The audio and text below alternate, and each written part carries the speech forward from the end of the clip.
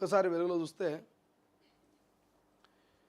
ఇక సన్నబియ్యం సంబరం రాష్ట్ర వ్యాప్తంగా రేషన్ షాపుల ద్వారా పంపిణీ జిల్లాలో ప్రారంభించిన మంత్రులు ఎమ్మెల్యేలు సన్నబియ్యం చూసి మురిసిన జనమంటూ క్వాలిటీగా ఉన్నాయంటూ కితాబు నలుగురు సభ్యులున్న కుటుంబానికి ప్రతి నెల 1200 ఆదా రాష్ట్ర ప్రజలకు ఏటా 10,000 కోట్లకు పైగా లబ్ధి అంట. ఇక క్వాలిటీ బాగుంది. ప్రభుత్వం ఇచ్చిన సన్నబియ్యం క్వాలిటీ చాలా బాగుంది. బయట కొనుక్కున్న బియ్యం లాగానే ఉన్నాయి. టేస్ట్ కూడా బాగుంది.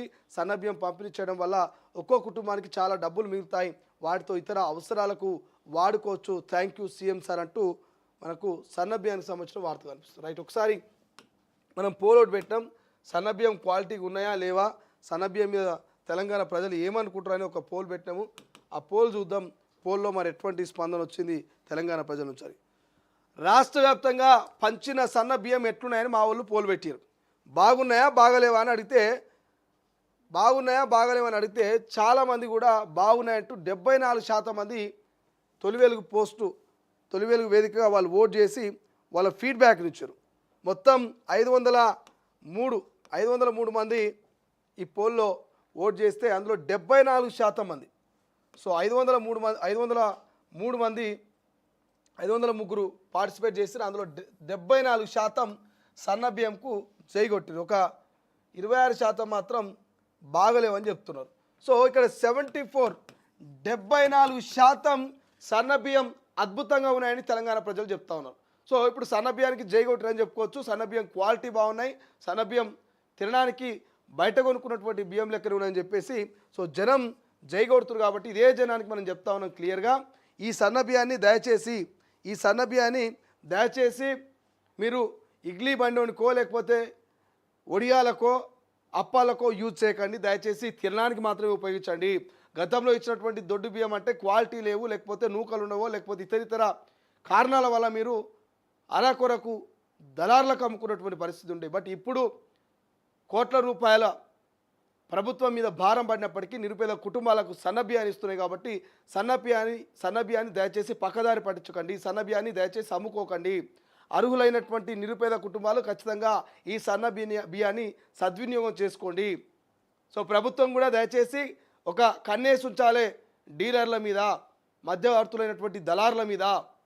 ఎందుకంటే గతంలో దొడ్డు బియ్యాన్నే కొని మిల్లింగ్ చేసి వ్యాపారం చేసిన దళారులు మరి ఈసారి సన్న బియ్యం కదా, ఇక నేరుగానే దాన్ని మాయమాటలు చెప్పి కొని తీసుకొని పోయేటువంటి అవకాశం ఉంటుంది.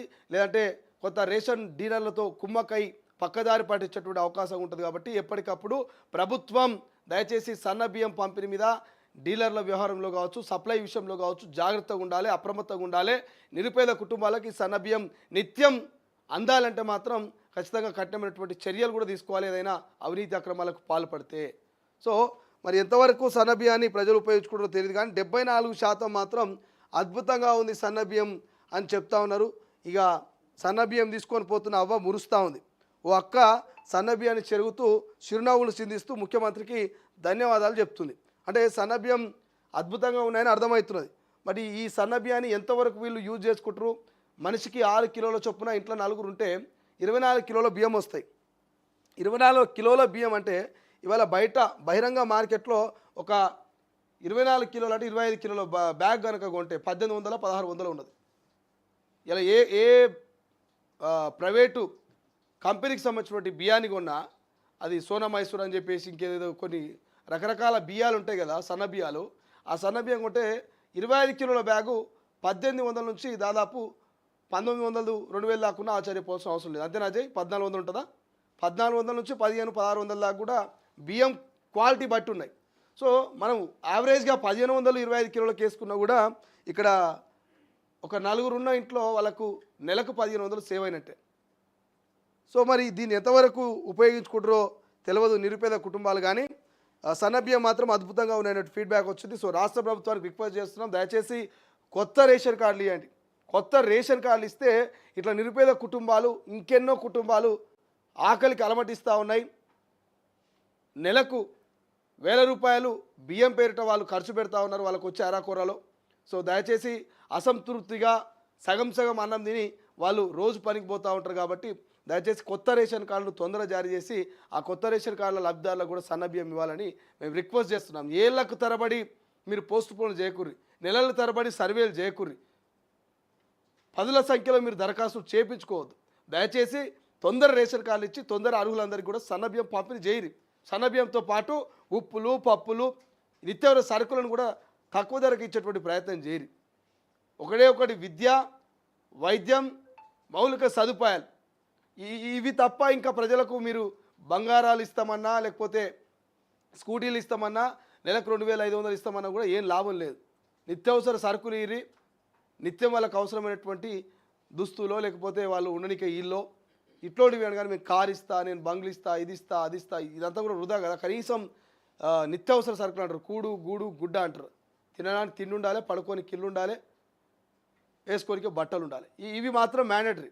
ఇవి లేకపోతే కూడా చాలా దారుణంగా ఉంటుంది. ఇవి లేని పరిస్థితి కూడా ఉన్నది. కనీసం తిండికే తిండి లేని వాళ్ళు, కట్టుకోనికే బట్టలు లేని వాళ్ళు, నిల్వ నీడ లేని అంటే ఇల్లు లేని వాళ్ళు కూడా చాలామంది తెలంగాణలో ఉన్నారు.